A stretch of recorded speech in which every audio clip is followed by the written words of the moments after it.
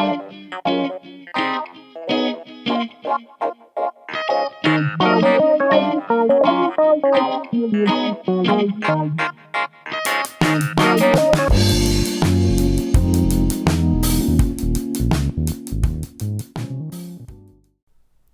right. Hello, gentlemen, and welcome to Gentlemen's Club Whiskey. I am your host, Mr. Mark Antimate, the pontiff of Japanese whiskey and your Tokyo Godfather here. Today, I want to talk about the Glencairn glass from the UK. Now, this is something that I made a video about prior, but that was a long time ago. Not sure what I really said inside that one, but I sure as hell would like to remake that video, which I'm going to do right now. Something was telling me that this glass was made by Richard Patterson of the Dalmore in White Mackay, but it turns out that that's not the case. He is not the developer of this glass. Maybe he had a hand in giving some advice to the actual maker of the glass, but aside from being consulted and maybe giving a little bit of his opinion, I don't think he's had a whole lot of contribution to making this. So the reason why I'm going to do a review over this one, let me go ahead and pour my whiskey real quick. This is Ichiro's Malt Double Distilleries, my absolute favorite from the Ichiro's Malt brand and lineup. Let's go ahead and have this pour of 46%, and we're just going to let this sit off to the side for just a little bit. Let's go ahead and move this out of the way. So, as I was saying, the whole reason why I'm doing a re-review over this glass is because I had ended up purchasing some more. Since I've become a bona fide official bartender now, I noticed that we didn't have any nosing glasses inside of the restaurant that I work in for whiskey. And being that whiskey is my specialty, you know, I need something official. So I bought a box of 6 Glencairn glasses. And I did buy this from the Japan Amazon website, as I do live in Tokyo, Japan. And it cost me about 6,000 Japanese yen. In a perfect world, 6,000 Japanese yen would be 60 USD. But seeing how weak the yen is right now, it's like $1 could buy you 140 Japanese yen. I'm just rough estimate. This would probably be something like maybe $50 in the United States, if not cheaper. So who knows? See what you can get 6 glasses for and let me know down inside the comments section. But anyways, let's go ahead and open this up and take a look inside the package. And after I'm done opening it, then I'm going to go ahead and take it on over to the website, the Glencairn website, and tell you guys the true story behind this. Not the one where I was probably saying some crap like Richard Patterson made this glass. No, he did not. As much as I would like to believe that. The nice thing that I like about this, you order from Amazon, it comes with 6 individual boxes for the 6 that you have inside of there. Now, I already have my old box. I should have brought that out for the video. I got the old box from when I purchased this one, and it's sitting up inside my cabinet right now. I'm not going to waste my time and go get that. It looks almost exactly like this, if not exactly It looks exactly like this, if not very similar. So, you get 6 of these individual packagings inside of here. And then they all come packed inside of one nice cardboard Glencairn box. Now, I guess this is the website that I need to be going to. Whiskyglass.com. And, yeah, anyways. We'll get onto that website soon. Let me open this up. Make sure that all of these are the same size as what I got right here. Okay. I knew that this was the case. It's not such a big deal. but the package of 6 is just ever so slightly. No, it's not. Hold on. Let me put these things up side by side off camera real quick. Hold on, guys. I'm trying to get an eyeballing of this because one looked bigger than the other, but now they look about the same. So hold on. Look at me ducking, doing all this weird stuff behind the camera. All right, they're the same size. You know, when I was holding them up and eyeing it, the old glass looked bigger than the new one, but no, they're the exact same size. I was under some type of impression that these came in multiple sizes, that they made them kind of overtly large to begin with, and then it was just too big, so they sized it down a bit. Or it could be the reverse of that they made it too small and then they sized it up. I don't remember, but just don't tell me why I thought that these things had changed size at one point in time. But all of them, well, at least within the package of 6, they're all the same size. So there you go. Let me just show that to you without dropping them all out on the floor and breaking them. So I'm going to bring this into my work just like this.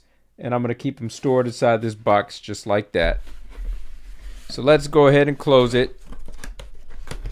Let's take it around the official box real quick. It almost looks the same on all sides. So there goes the top, and there goes the side, and there goes the side of the box.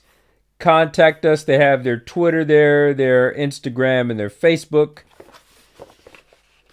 All right, they got the story on the side. This is the same story that's on the website. We're going to go ahead and read that. And then it has how to appreciate your whiskey. So, cheers. Or as we like to say in Japan, kanpai. It means drink up until it's all gone. So there's a few websites out here. One of them is called whiskeyglass.com, and I'm certain that is the official one, as it is also the one that is written on this box, whiskeyglass.com. And then there was one that I stumbled upon called Glencairn which looks very unofficial, like maybe they're a retailer of Glencairn, but it's not the official Glencairn, but they're just kind of reselling the glass. So they try to make the website look as official as possible. Let me go ahead and close that one out because that doesn't look that good. And then there's glencairn.co.uk, which is also an official one. So they just got websites running all over the place. But it looks like there's at least 2 official ones out here, one for the UK and then the worldwide one, which is Whiskey Glass. Let me just go on and read this story real quick. I don't want to keep you guys waiting. And I'll see if this is the same story that's on the side of the box here. So reading the website. All right, here we go. It says, in the beginning, in the long and illustrious history of whiskey, there had never been a single definitive glass that the whiskey world could call its own. Brandy, champagne, wine, and beer all have their own distinct glasses. Yet whiskey, the world's most complex spirit, which I agree with that, could be found served in any old receptacle. All right, looks the same. The innovation. Raymond Davidson, he's the founder of the Glencairn Crystal. Raymond Davidson, the founder of the Glencairn Crystal, took it upon himself to address this issue and began designing a glass specifically for the whiskey drinker. He envisioned a glass similar to a traditional sherry nosing glass or Copita that would encourage the user to appreciate the nose and palate of the whiskey, whilst being functional and robust enough for a bar environment. All right, that looks like the same that is written here on the side of the box. All right. When Raymond Davidson took it upon himself to design a glass to address these issues, little could he have known that he was about to create the most iconic whiskey glass of all time. The world's favorite whiskey glass, the Glencairn Glencairn glass, nor that single-minded focus on enhancing the spirit drinking experience would lead to a world-leading range. Totally agree with that. They also have some nice glasses that I would like to invest in the future. They have some blind tasting test glasses in which they come in multiple colors like black, blue, brown, and just there's so many different colors that comes inside the set, but it's just meant so that you can't look through the glass and see what color the whiskey is. You're just going to see whiskey inside of there, but you're not going to know what it is, and you're just going to be kind of blind in a sense that you can't just look at it like you can and just kind of identify it. Not that I could just look at this and just know right from the color, oh, this is Ichiro's malt, because there's too many whiskeys out there with this similar color. So, but I mean, if you had so many that you're just going to put out on the table to keep it all neutral, it works in that sort of sense. So there you go. There's still more on the website here. It says the master blenders. Eventually, the glass was brought to the attention of the master blenders of the Scotch Whisky Industry.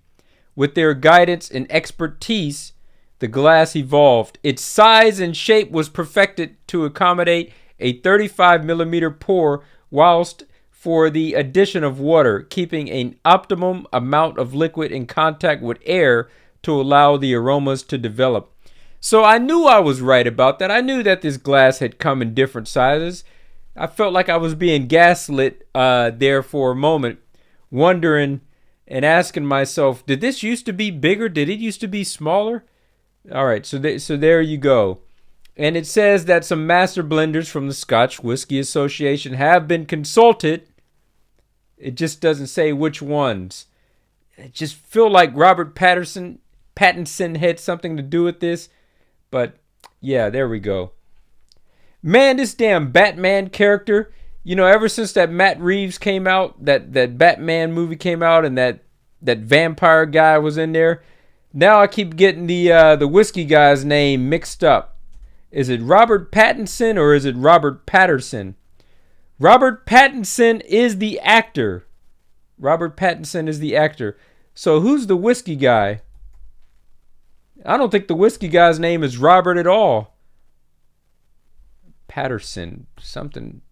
Let me just type in Patterson whiskey. It's going to come up. Richard Patterson, that's the guy. Forgive me if I was saying Robert Pattinson the whole video, man. Oh, man, I feel so embarrassed. This guy's just messing up everything, this damn Batman actor. But anyways, Richard Patterson, I felt like he had some involvement with this glass. Maybe he did, maybe he didn't.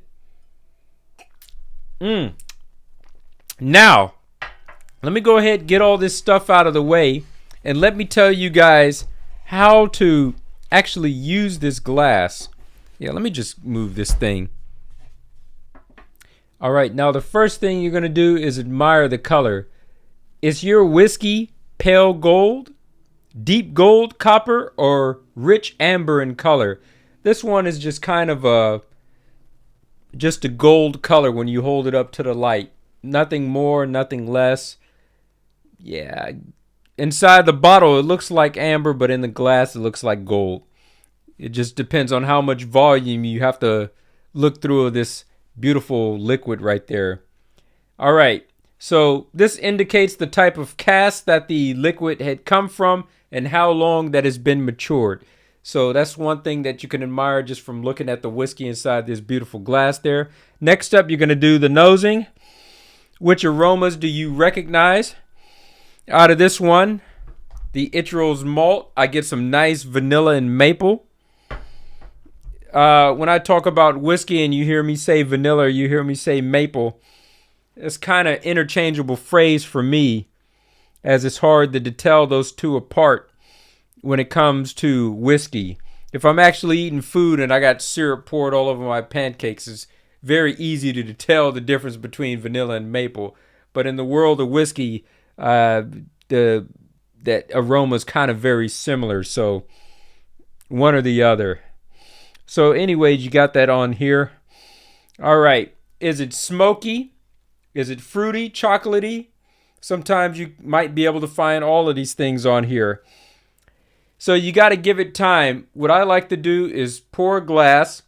I let it sit for about 5 minutes. I think 5 minutes is the ideal time to let it sit and to interact with the air. And to make it have the aromas come out even more, just add a teaspoon of water inside of there. Or if you have a dropper, just about a teaspoon as well from the dropper.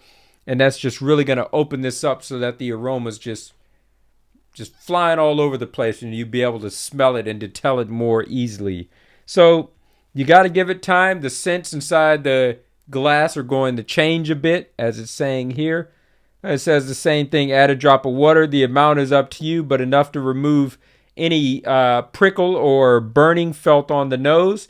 And sniff it again. Has it opened up or has it closed down? All right.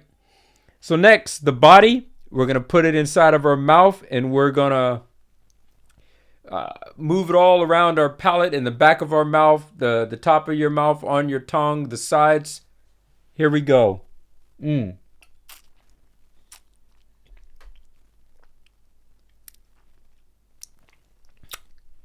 Mine is still a little bit strong at 46%, as I didn't water it down, and I'm too lazy to get up to go get some water. But I did let it sit long enough so that it starts to do a little bit something. Pretty good here. Very buttery texture to this one. Makes my tongue and the walls of my mouth feel a little bit lubricated, so to speak. Very chewable. Smoky, not so much. If you really search, you might be able to get a little bit of PPI out of this. What I'm trying to say is a little bit of smoke. But on a scale from 1 to 10, that smoke level is probably like a 1. A 2 if I'm being very generous, but it's like it's barely there. And a little bit chocolatey, but not so much. And this is the double distilleries from Ichiro's. All right, it says how to use. This is what Glencairn is recommending. It says, as you swirl the whiskey in the glass, okay, swirl it like this. All right, there we go. It says, does the whiskey cling to the sides and do legs start running down? Well, with this particular whiskey, hold on, let me just take that around one time. No, there's no real legs on this one. But sometimes, and usually there is legs running down it. Legs is like, once you start turning it a little bit, you might start to see the runoff just going inside of a straight line. Those are called legs. So it says, are the legs sliding down slowly or quickly? Thick, slow running legs indicate a more dense texture, while thin, fast moving legs suggest the opposite. Both are good. And the palate, which characteristics do you notice when you taste the whiskey? Which we've already did that. And the finish is when you swallow it.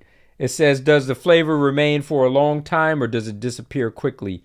How to use. Whiskeys from the Glencairn glass are best enjoyed neat or with a little water. Consider whether the flavors, I'm saying that right. Consider whether the flavors linger, slowly change, or disappear quite quickly. So let's do the assessment for the finish here.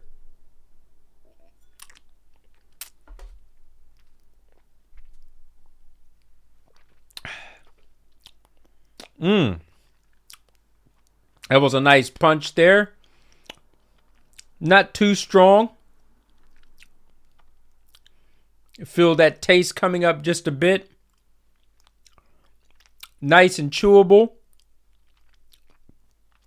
Some of the things that you got on the nose, you can taste inside the finish.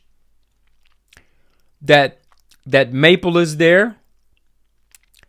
And so is that buttery filling. I feel like that lingers around and that stays there. So all in all, quite a nice whiskey. In fact, this is one that I did review inside of my book. Do I have that book with me? Yes, I do. Let's just go ahead and pull this off the shelf real quick. 50 Japanese whiskeys available to buy now on Amazon.com and wherever fine books are sold. It is available in hardcover, paperback, and ebook format. And this one right here is one of the first ones that I've reviewed. Now, I'm not going to read the whole review. I'm just going to read the tasting notes over it. All right, so here we go. I wrote on the nose inside of my book that it's sweet vanilla. This is the first printing, and I changed out this picture for a better one, so you're not going to see this. This is something behind the scenes. Just me and somebody else are the only two in the world that have this older book. But here we go. Sweet vanilla, citrus fruits on the nose. The palate, spicy smooth when no water is added. Moderate citrus oranges come up, but it's playful like sherbet candy. The finish, creamy vanilla, lingering. And this is from the two distilleries, Chichibu and Hanyu, both from the same owner. Pretty good stuff here. I love this glass. It's very unique, and I like to show it off to people that's never seen it before. When somebody's seeing it for the first time, they're going to be intrigued and enamored by the uniqueness of this glass, because we all know what a big glass, like a big wine goblet glass looks like, or what the tumbler glass looks like if you want to put ice inside of anything. We know the martini glass. We know glasses for all types of different spirits, but I'm glad whiskey finally has something that it can call its own. This is the de facto leader for whiskey glasses. There is Copita glasses, which come in at a nice second, and I did buy one for the uniqueness of that as well. But, if I'm really trying to be a whiskey snob and show off my knowledge and just show off whiskey in general to impress other people with, this is going to be the glass that I do it in. Absolutely love it. So, looking forward to bringing this into my job, the restaurant that I work at, French restaurant Mistrale in central Tokyo. The name of the station is called Kamiyacho. Very good place. Make sure that you, can I get that in focus?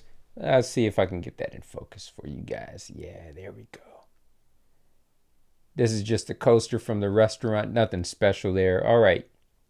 Make sure you guys come on out to the restaurant and enjoy some fine whiskeys, fine wines. We have about 80 different wines that range from affordable ones that might cost you 2,000 yen all the way up to like 400,000 Japanese yen, which is enough to buy a car here, actually. So we got everything from cheap all the way up to the Chateau Margaux, all that good stuff. The top 5, we have all of them, the top 5 of France. And the chef is very good, so you want to taste his cooking. Gourmet stuff, you can order a la carte or you can order the course. But anyways, enough about that. Absolutely love the glass. And if you guys are looking to buy it for the first time, just go ahead and do it. You don't need any more convincing from me. It's absolutely worth the money. 6 of these for 6,000 Japanese yen, meaning 1,000 yen a piece. That's not a bad price at all, man. I'm very happy with what I paid for this. So, there's that. Anyways, gentlemen, I'm about done with this video. I've been rambling long enough. Salute to you wherever you may be out inside the world. Make sure that you guys drink responsibly. And as always, gentlemen, you guys know what to do. Keep it classy. I'm out.